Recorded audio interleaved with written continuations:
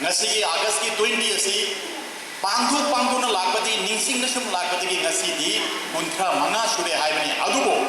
thangbagi chahi 8 schedule da chanbagi di chahi kuntra ga taruk sure bani 92 da ki ngasi bawda adubo ngasi ki che kuntra manga rak suba aikona ningsing numini aina mayam da khangbi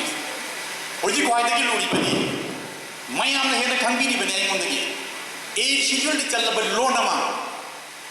माना फंगदरिबा facilities माना फंगदरिबा माना तौगदरिबा सरकार ने पीगदरिबा vote अमदी सरकार ने पीगदरिबा इकोइदा आइकोइगी कानाबा अमदी आइकोइना तौबम थोपसे करिनो हाइबसे आइकोइ खजितंग तानबम थोइ खंगबनि पुनमक कोइना तिमीबा पुनमक न खंगिरि बनि तोइगुबो सं अमु खन नै कोइगा तानबम थोइ याना इना खंजे ngasi 8 schedule हाइबसे करिनो हाइबसे ngasi दाई सिगा ऐसी की मीटिंग थी नहीं अब हम नदी है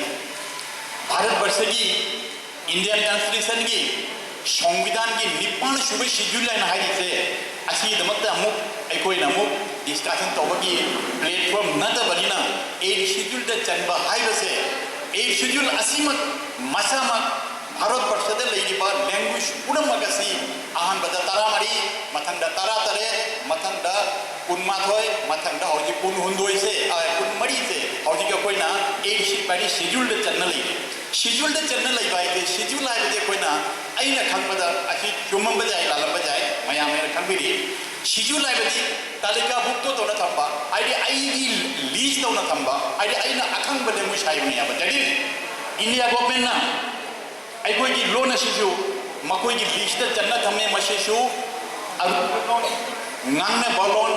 amadi masitu important loan ni bharat barshada leiba machine khara na ngangne balon ni adugi mathakta haiba loan se classical ni haiba but classical ngasi bother recognition peace in a classical haiba di haurat nei dagi maitai na haurat nei dagi ngasi dagi chahi chani ga kuntaru mamang dai koina haina balai ibudo wakhang bana manipur da paling da kanglai pak paling nei dagi मतम दुगगी नत्रगे अनागम पंडित खरन सुहाय अदुगी ममांग दगी जे हिंगा मदगी आई कोई की loan आई कोई की मये आई कोई की ईएक से लेजर बनिया मरम अदुना भारत वर्षदा इधर न कोई की नॉर्थ ईस्ट जो हौजिक लेजर से लोन लई मये लेते असु माइना मये लेते बसिंग जे मकोइदा आईडी भारत सरकार न खंबी दे मोई की लिस्ट चंबी दे लेज एज की जुट चंबी दे मरम मशीना लोन ले जबा थाइना गई ना हौरंग गई ना कोई मयक लेते सिंगे शेड्यूल चंगीरे होती चंगीरे की मतलब फंगीसे करेगा फैसिलिटीज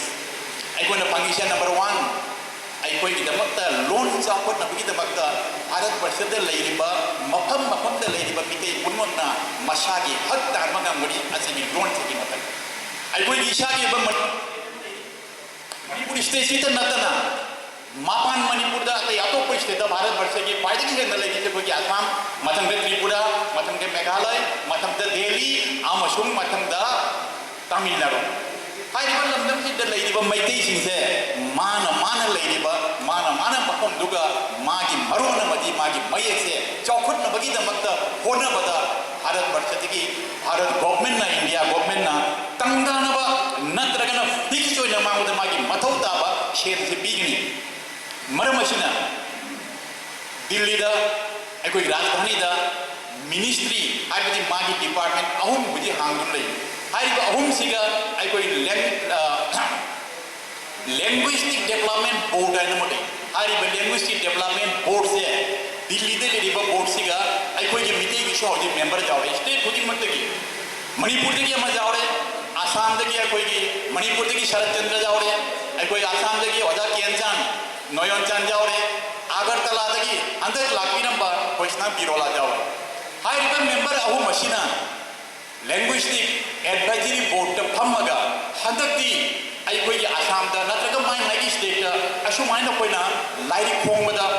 नत्रगा कोई की ईए की लाइरि खोंगबदा ईए तंबदा लोन तंबदा रुपा सु चंगनी हाबसे मोइना हाइरमगा दुगी रुपा से कोई फंगनी दैट इज अखोई की मोई की पैसा ना गवर्नमेंट की पैसा ना अखोई की लोन थे तो एक शेड्यूल चलबनी ना मरंग कायना अखोई ना लारी खोंग ngमनी मये की लारी खोंग ngमनी ꯑꯩꯈꯣꯏꯅ ꯁꯦꯃꯤꯅꯥꯔ ꯇꯧꯕ ꯉꯝꯃꯅꯤ ꯑꯩꯈꯣꯏꯒꯤ ꯂꯥꯏꯔꯤꯛꯁꯤꯡꯁꯦ ꯒꯣꯚꯔꯟꯃꯦꯟꯠꯅ ꯐꯣꯡꯕꯤꯔꯅꯤ ꯑꯁꯤꯇꯁꯨ ꯅꯠꯇꯅ ꯃꯥꯒꯤ ꯁ꯭ꯇꯦꯠꯇ ꯃꯥꯒꯤ ꯃꯗꯔ ꯇꯪ ꯂꯩꯖꯔꯤꯕ ꯂꯦꯡꯒ꯭ꯋꯦꯖ ꯑꯗꯨꯅ ꯃꯥꯒꯤ ꯁ꯭ꯇꯦꯠ ꯂꯦꯡꯒ꯭ꯋꯦꯖ ꯑꯣꯏꯔꯅꯤ ꯖꯦꯃꯣꯟ ꯃꯅꯤꯄꯨꯔꯗ ꯑꯍꯥꯟꯕꯗ ꯁ꯭ꯇꯦꯠ ꯂꯦꯡꯒ꯭ꯋꯦꯖ ꯃꯣꯏ ꯃꯅꯤꯄꯨꯔꯒꯤ ꯁ꯭ꯇꯦꯠ ꯒꯣꯚꯔꯟꯃꯦꯟꯠꯅ ꯗꯤꯀ꯭ꯂꯦꯌꯔ ꯇꯧꯏ ꯃꯊꯪꯗꯗꯤ ꯃꯁꯤꯕꯨ ꯍꯥꯏꯔꯤꯕ ꯂꯦꯡꯒ꯭ꯋꯦꯖ ꯑꯁꯤꯕꯨ ꯁ꯭ꯇꯦꯠ ꯂꯦꯡꯒ꯭ꯋꯦꯖ ꯑꯣꯏꯅ ꯑꯩꯈꯣꯏꯒꯤ ꯃꯩꯇꯩꯂꯣꯟꯁꯤ 8 ꯁꯤड्यूल्ड चलबनीना सेंट्रल गवर्नमेंट रिकॉग्निशन तवी रिकॉग्निशन तवगी मतुंगदा सेंफमसी लोन चावनबगी सेंफमसी हान पीरबे रुपा कुटी अमदो हुजि रुपा कुटी तरा पीरनी खुदमोइना अखोय असम द लेबो मणिपुरी साहित्य परिषद असम से असिदि सिदा linguistic board language development board तगी सेंफम पिथरे हाइरिबे सेंफम मसिना कोइना करी तौरे हाइबदा मैतई रोना मैतई मयेकना नत्रगा बांग्ला मयेकना अखोई लाइक फोंगगा मेगाजिन फोंगगा सेमिनार तौरगा अखोइना मयामदा जेलिनी सेमिनार तौबासिना अखोइना था अहुम खुदिगी सेमिनार तौई जेमुन खुदम ओइना हाइरबदा ngasi अखोइना गौर धर्म चलुबदगी अखोई श्राद्ध कर्म नत्रगा मी अंगांग अमा पोकबदगी सिबा फावबगी मागी मरम से करिनो करी तौबतोई धर्मगी ओइबा अखोई चन्नबीसे हौजिकी seminar Puthoi Hibi seminar पुथोइबे seminar Paribas पुथोइबसे मांगोंदा हानदी पैसा पिरमदे हौजिकी 8 शेड्यूल चलबी मांगोंदा सेनफम ओइना सेमिनार अमौ पाबदा लुपा लिसिंग मंगा पियाबो असी हाइबी अर्थदिसिनी 8 शेड्यूल चलगा कोइना क्याम ततिना कानारी बनवाई मथंग दाबदे कोइना हौजि डिमांड तौरी अखोना आसाम द लेबा मैतै खजितंग लेबा मिति से असिद कोइना हाइदिने अखोइगी मैतै रोन से 8 शेड्यूल चलबनिना एसोसिएट लैंग्वेज होगदबनी हाइबदी अखोइना मितै रोन लाइक तमे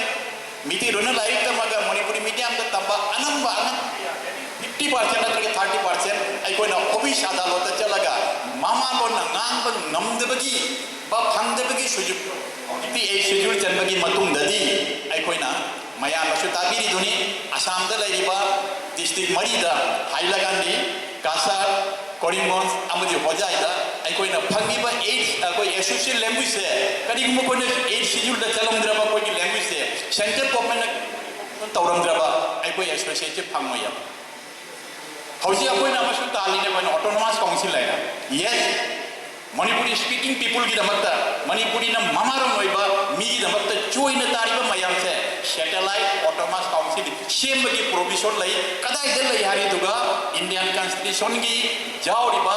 आर्टिकल नंबर 343341 से जावरि दे कनाना सपोर्ट तो या दुगा 8 शेड्यूल न सपोर्ट तो या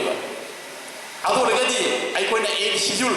हारी बे शेड्यूल चंगे हारी बंगसी की नुमित से आइकोइना जावन पांगथोकम थोकरा मसु अकोइ मसेन खंगनबम थोकरा अमना ngangaga mayamna tahoba natraga leibiriba tinbiribe mam lakiriba mayamdagi akangba mana mayam mamangda phongdogadi hairiba mayam jibana khangminnabagi mathau ma tadrani aduna yamanga si matudabu khangminnage share dominasi amana khangbadosu haibiu amana khangbadosu haibiu haibagi nungaibadu phongdogbadagi ngasigi kunthra mangan suba akoigi loan gi numit se koi pangthui natra adorega dinga si akoigi discussion akoi sang discussion to bai masigi maram da kupna naina bagi constitution naina bagi 8 schedule naina bagi mifam do nata banina aina khara mayam da haina akhang bakat da haijini basini maram asina ima numit khudingi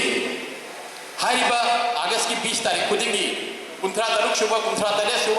मथंग तौना लाइब पुनमक से मथंग लाकबा सिंथे अखोई मयाम पुन्न फमिनरगा नुमिदसिदा पुन्न मयाम लाकिनरगा खंगमिनसी हाइबा आपिलम मयामदा थमगा आई मातांग असिदा लोचिंजन thank you